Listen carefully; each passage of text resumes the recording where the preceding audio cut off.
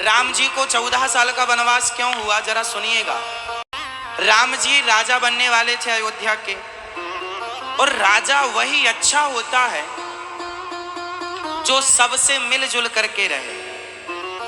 तो राम जी 14 सालों में उन्होंने क्या किया, जंगल के कोल भीलों को जोड़ा,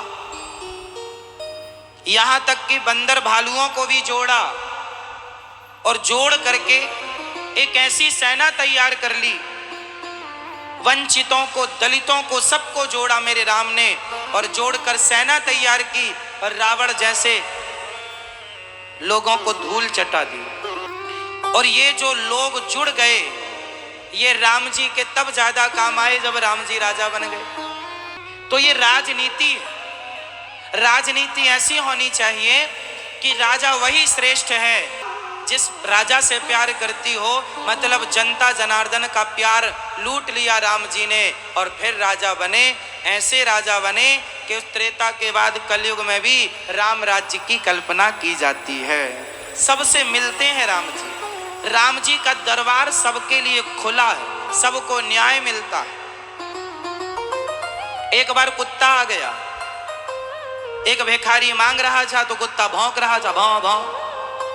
तो भिखारी ने लाठी मार दी जोर से, ले टांग टूट गई कुत्ते की।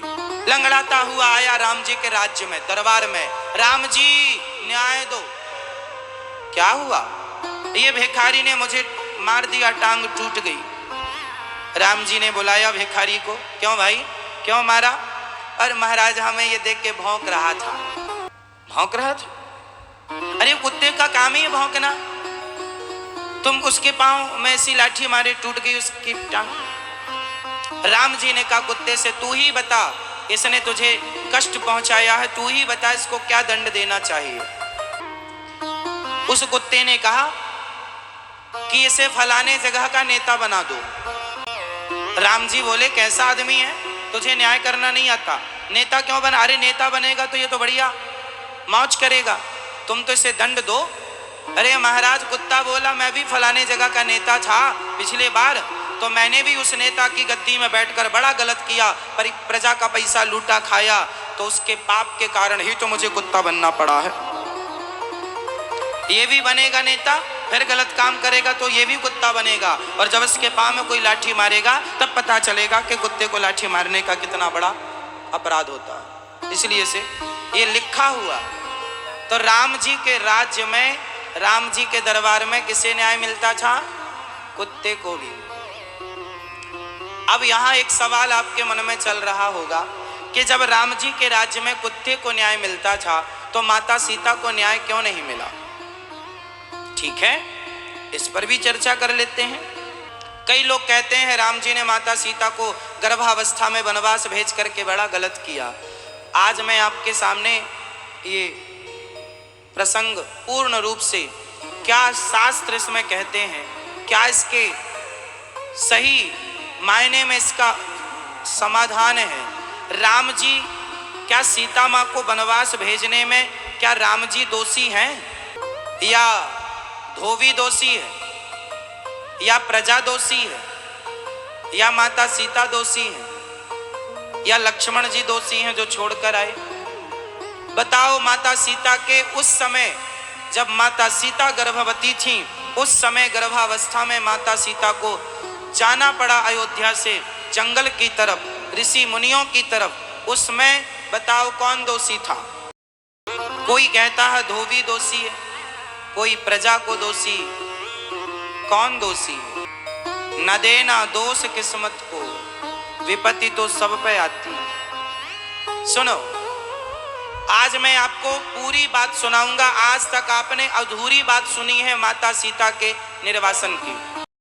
वाल्मीकि रामायण में एक चर्चा, जब माता सीता गर्भवती हुई तो माता सीता ने ये मैसेज राम जी को दिया। जब पत्नी गर्भवती होती है तो वो सबसे पहले अपने पति को सूचना देती है कि आप पिता बनने वाले हैं। जब माता सीता गर्भवती हुई तो उन्होंने सबसे पहला मैसेज, सबसे पहली बात राम जी को बताई आप पिता बनने वाले। राम जी प्रसन्न हो गए, वाह सीता, तुमने बहुत अच्छी खबर दी, बहुत अच्छी सूचना दी। ये बताओ, तुमने मुझे इतना प्रसन्न किया ये सुना करके कि मैं पिता बनने वाला हूँ, ये बताओ कि मैं तुम्हें क्या दूं, तुम्हारी पसंद क्या है? आज जो मांगोगी सीता मैं तुम्हें दूंगा, क्योंकि ये रघुकुल की रीति है ना, वो जो कह देते हैं करते हैं। तो राम जी ने कहा सीता मैया से, आप बताओ जो आप मांगोगी आज मैं आपको दूंगा, क्या चाहती हो? जब आप गर्भवती होती हैं तो आपका पति आपकी खुशी का ख्याल रखते हुए पूछता ही है, बताओ तुम्हें क्या चाहिए? तो राम जी ने भी पूछा। तो माता सीता ने कहा, अब जो मैं कह रहा हूं वो लिखा हुआ है वाल्मीकि रामायण में। माता सीता ने कहा, हे राघव, हे रघुनंदन, आप मुझे यदि देना चाहें तो बस इतना दीजिए, मेरी इच्छा है कि मैं अपने बच्चों को जन्म संतों की कुटिया में, संतों के बीच में दूं। मेरे बच्चों का जन्म इस राजमहल में ना हो, क्योंकि राजमहल के वातावरण में कहीं बच्चे बिगड़ ना जाएं। मैं संतों के बीच में बच्चों को जन्म देना चाहती हूँ, ताकि संतों वाले संस्कार बच्चों के भीतर बने रहें। मैं अपने बच्चों को महर्षियों के, साधु संतों के बीच में पढ़ाना लिखाना चाहती हूँ, उन्हीं के बीच में रखना चाहती हूँ।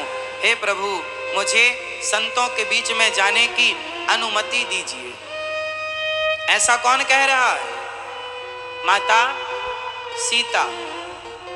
अब पत्नी की इच्छा है कि वो बच्चों को जन्म संतों की कुटिया पर दें, संतों की उपस्थिति में दें, संतों का वातावरण मिले। तो माता सीता ने जो मांगा वो राम जी को पूरा करना चाहिए कि नहीं?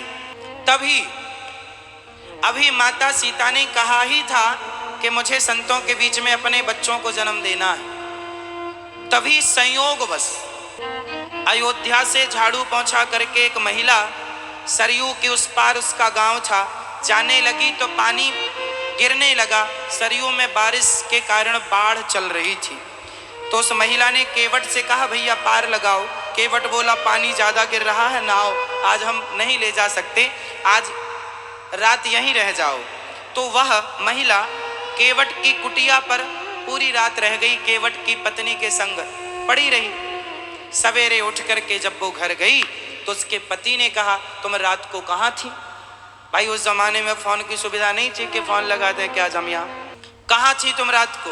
बोले मैं केवट भैया के घर सो गई थी, उसकी बहन, उसकी पत्नी के साथ, वहीं पानी गिर रहा था। तो भाई महिलाओं के संग सो गई, इसमें क्या दोष है? केवट बोला, मैं राम नहीं हूं जो रावण के यहाँ से रहकर सीता आई हैं और उन्होंने महारानी बना लिया, अर्थात अपने बगल में बिठाया है। मैं तुम्हें स्वीकार नहीं करूंगा, तुम अपवित्र हो गई हो। क्यों अपवित्र हो गई मैं? तुम एक पराये पुरुष के पास रहकर आई हो। उसने कहा, पराये पुरुष नहीं, मैं उसे भैया कहती हूँ और वो मेरे उसकी पत्नी के साथ थी, मैं उसका गृहस्थ, उसके घर में चल के पूछ लो ना। कोई पूछना नहीं है, तुम अशुद्ध हो गई। अब ऐसी बातें तो भला हवा की तरह पड़ोसी ने सुनी, उसने पूरे हल्ला हो गया कि राम जी ने सीता जी को रख लिया, जबकि इस आदमी ने अपनी पत्नी को रात किसी के घर रुक गई तो नहीं रखा। और सीता मैया तो लगभग 11.5 महीने के लगभग थी रावण के यहाँ, और राम जी ने रख लिया। अब पूरे नगर में हल्ला हो गया। अब हल्ला हुआ तो कानों में बात आई, राम जी के, माता सीता के कानों में बात आई। अब सारी प्रजा ने दबाव बनाया।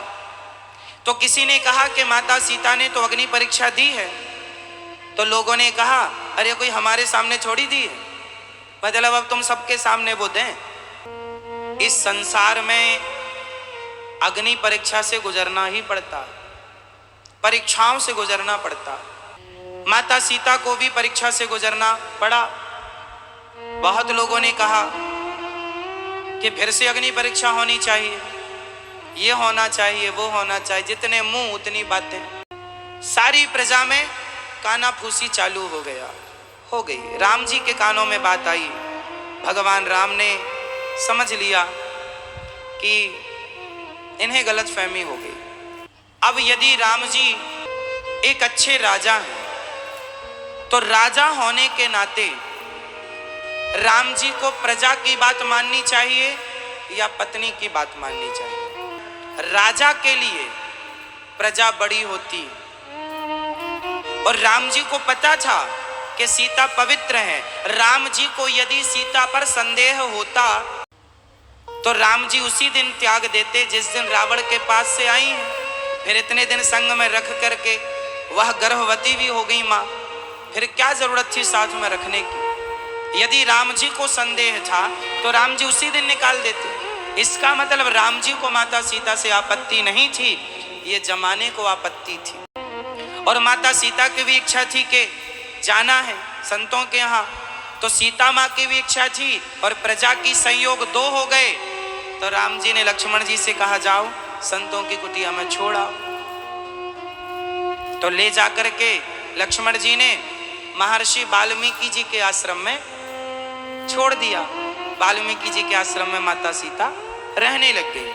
अब मैं एक बात आपसे फिर पूछूंगा, यहाँ बताओ, रावण ने माता सीता का हरण किया, रावण ने जिन माता सीता को चुराया, क्या वो माता सीता असली थी या परछाई थी?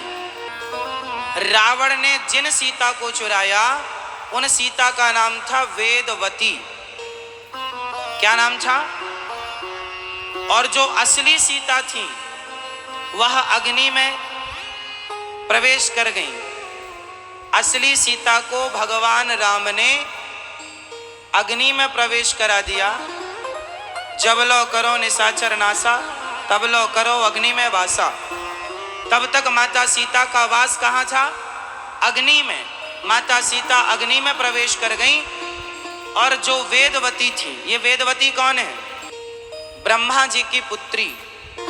हिमालय में एक सरोवर, उस सरोवर में एक कमल का पुष्प था। सरोवर के तट पर माता वेदवती बैठ करके और तपस्या कर रही थी। संयोगवश एक दिन रावण वहां से गुजरा, तो रावण ने वेदवती को देखा। वो अग्नि की तरह तेजस्वी थी और सोने की तरह चमक रही थी, सुंदर थी। तो रावण तो स्त्री लंपट था ही, वेदवती को देखते ही उसके जीभ में पानी आ गया और वेदवती माँ की तरफ वो बढ़ा और माता के केस बाल उसने स्पर्श किए। जैसे ही स्पर्श किया माँ जाग गई तपस्या से। मूर्ख रावण, तूने मेरी तपस्या बिगाड़ी है, जा मैं तुझे श्राप देती हूं, तेरे विनाश का कारण मैं बनूंगी। तूने मेरी तपस्या बिगाड़ी, तेरा सर्वनाश होगा और कारण मैं होऊंगी। चरणों में गिर पड़ा, मां क्षमा कर दो, क्षमा कर दो।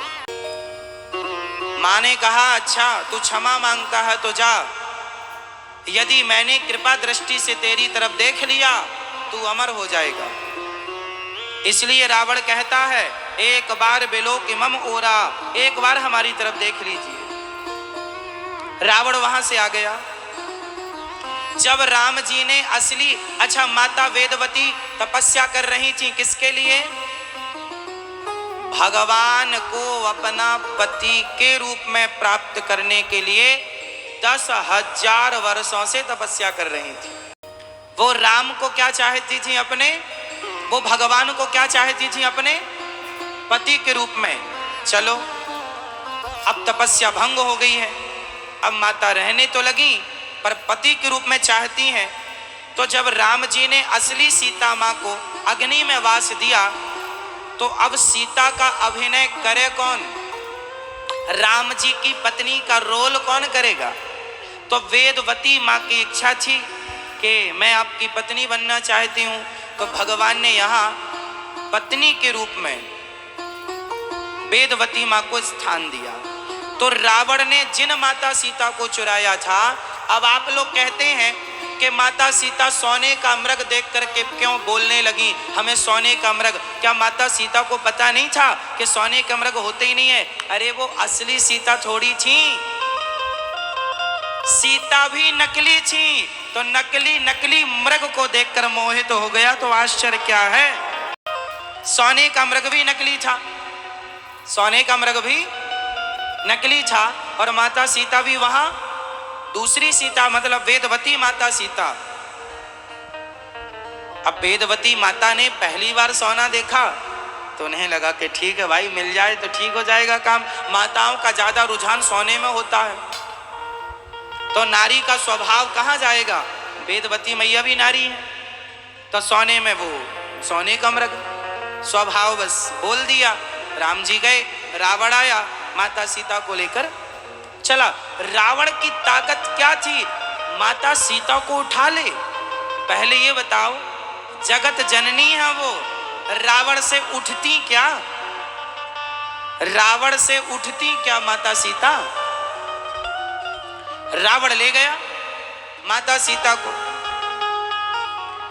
तो माता सीता को जब लेकर गया और राम जी ने जब रावण को मारा, तो अशोक वाटिका से जब माता सीता आई तो राम जी ने अग्नि परीक्षा ली। आप उस समय क्या कहते हैं कि रावण के यहां से जब आई माता सीता तो उन्होंने क्या ली, अग्नि परीक्षा। वो अग्नि परीक्षा नहीं थी, वो माता सीता की वापसी थी। जब वेदवती माता अग्नि में जाने लगी तो वेदवती माता ने भगवान राम से कहा, हे प्रभु, मैं आपकी पत्नी तो बनी लेकिन मैं आपके स्पर्श से वंचित रही। मैं आपकी पत्नी तो बनी पर मैं आपके प्रेम से, भाई पत्नी को पति का जो प्रेम मिलना चाहिए वो रावण के यहाँ से आई और सीधा अग्नि में। तो राम जी का कोई ना प्रेम मिला ना कोई बात हुई। तो माता सीता जो वेदवती सीता थी उन्होंने कहा, हे प्रभु, मैं आपके प्रेम से वंचित रही, बताओ आप मुझे पत्नी के रूप में कब स्वीकार करेंगे। तब भगवान राम ने कहा, मैं कलयुग में तुम्हें अपनी पत्नी के रूप में स्वीकार करूंगा। कलयुग में वही वेदवती कलयुग में पद्मावती के रूप में प्रकट भई, और वही राम इस कलयुग में तिरुपति बालाजी के रूप में प्रकट भये, और तिरुपति बालाजी का विवाह माता पद्मावती से हुआ। आज भी तिरुपति बालाजी को आप जानते हैं,